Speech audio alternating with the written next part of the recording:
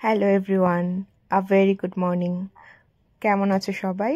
আজকে তোমাদের সাথে একটা ডিফারেন্ট টাইপের ব্লগ শেয়ার করব। অ্যাজ ইউ অল নো কি আমি বাংলাদেশ ছিলাম এর ভেতর। তো আমি এত মেসেজ পেয়েছি যে তোমরা আমার প্রফেশনাল লাইফ রিলেটেড ব্লগ দেখতে চাও। তো আজকের ব্লগটা কিন্তু তোমাদের জন্য। এটা ছিল একটা শুক্রবারের ব্লগ। আমার শুক্রবারে যে চেম্বারটা ছিল, তো সেখানে যাওয়ার সময় আমি ভাবলাম তোমাদের সাথে একটা ব্লগ শেয়ার করি। আর আমাকে দেখেই বুঝতে পারবে আমি জাস্ট সকাল সকাল একটু ফ্রেশ হয়ে জাস্ট উঠে চলে যাচ্ছি। আমার কিন্তু চেম্বারের টাইম থাকে 10টা থেকে, বাট হসপিটাল থেকে ফোন করা হতে থাকে, গাড়ি চলে আসে। কারণ আমার কেন জানি না, তোমাদের কার কার সাথে এমন হয় আমাকে জানাবে, আমার টাইমের আগে পেশেন্ট এসে বসে থাকে। সো হসপিটাল থেকে ফোন করতে থাকে, ম্যাম কখন আসবেন কখন আসবেন। তো আমি জাস্ট একটু ফ্রেশ হয়ে চলে আসি। আর চেম্বারে এসে আমি চা খাচ্ছিলাম। আর আমার তো চা না খেলে সত্যি বলতে সকালে একদমই ব্রেন কাজ করে না। তো এই যে আমার চেম্বার। আর আমি কিন্তু এক এক দিন এক এক জায়গায় চেম্বার করি, এটা আমার ফ্রাইডে চেম্বার। তো তোমরা যদি চেম্বার রিলেটেড আরও ব্লগ দেখতে চাও, আমি নেক্সট তোমাদের সাথে আরও শেয়ার করব এক এক দিন এক এক জায়গার চেম্বারের ব্লগগুলো। এই তো আমার পেশেন্ট মোটামুটি 4টা ছিল। আর 4টা পেশেন্ট দেখার পর আমি এখন যাব রাউন্ডে। সো রাউন্ডে যাওয়ার আগে আমি ভাবছিলাম যে একটু জল খেয়ে যাই। তো সিস্টার এসে আমাকে জল দিয়ে গেল এখন। তো কারণ রাউন্ডে গেলে আসলে প্রচুর কথা বলতে হয়, তো আমার গলা একদমই ড্রাই হয়ে যায়। তো আমি এই জন্য সবসময় ট্রাই করি কি রাউন্ডে যাওয়ার আগে একটু জল খেয়ে যাওয়ার জন্য।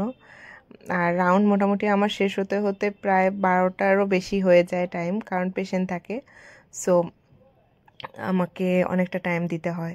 আর পেশেন্ট রিলেটেড আসলে কোনো কিছুই তোমাদের সাথে শেয়ার করতে পারি না, কারণ আসলে পেশেন্টের প্রাইভেসি বলে একটা ব্যাপার থাকে। সো আমি পেশেন্টের কোনো ক্লিপই তোমাদের সাথে শেয়ার করছি না এই কারণে, কারণ ওনাদের পারমিশন নেওয়া হয় না। সো তারপরে এই যে হসপিটাল থেকে আমাকে ফ্রুটস দেওয়া হয়েছিল। আর ওনারাই আমাকে আর কি লাঞ্চ, ব্রেকফাস্ট সবই এখান থেকেই দেওয়া হয় যখন আমি ডিউটিতে থাকি তখন। তো আমি একটু ফ্রুটস খেয়ে নিই, কারণ এরপর আমার যেতে হবে আলট্রা রুমে। এই যে আমি আমার আলট্রা রুমে চলে এসেছি। আর আমার আলট্রাতে ডিগ্রি হওয়ার পর থেকে কেন জানি না এই মেশিনের প্রতি আমার প্রচুর ভালোবাসা জন্মে গেছে। আমি আসলে সত্যি বলতে আলট্রা করতে ভীষণ পছন্দ করি, আমার ভালো লাগে আলট্রা করতে। আর এই যে কারণ হসপিটালে আমার তো আমি তো গাইনি পেশেন্ট দেখি, সো আমার আলট্রাগুলো তো আমার থাকেই, প্লাস হসপিটালে আরও যে পেশেন্ট থাকে তাদের আলট্রাও কিন্তু আমাকেই করতে হয়। সো মোটামুটি দুটো জিনিস আমাকে মেনটেন করতে হয়।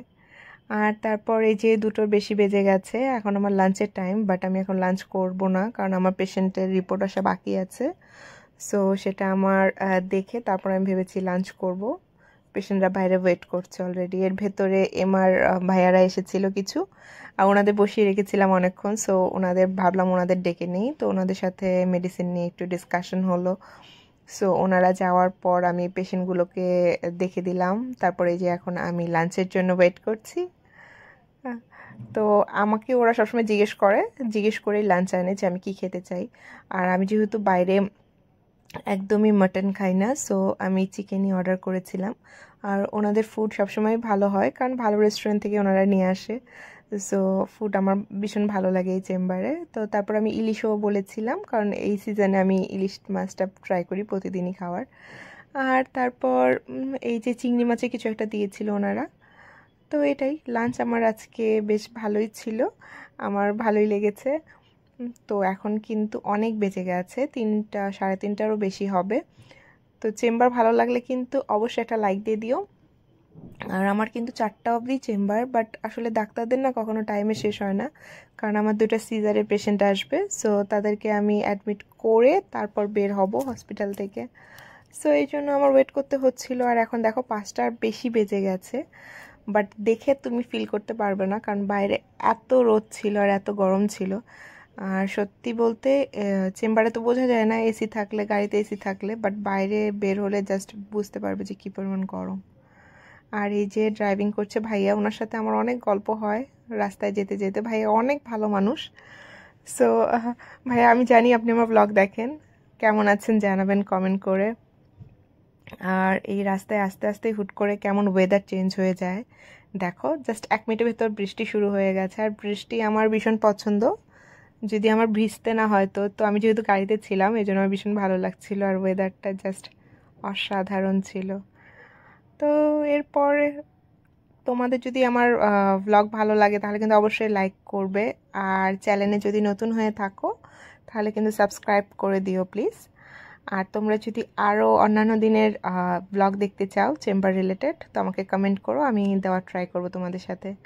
আর সত্যি বলতে বাসায় এসে পরে আর কিছুই করা হয় না, একটু ফ্রেশ হয়ে নেই, তারপর আমি মার সাথে গল্প করছিলাম রাতে, আর ডিনার করেছি।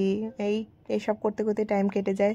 রাতে একটু বারান্দায় হাঁটছিলাম, তো এত সুন্দর চাঁদ দেখে ভাবলাম তোমাদের সাথে শেয়ার করব, একটু ক্লিপ নিয়ে রাখি। তো ভালো থেকো সবাই, দেখা হবে।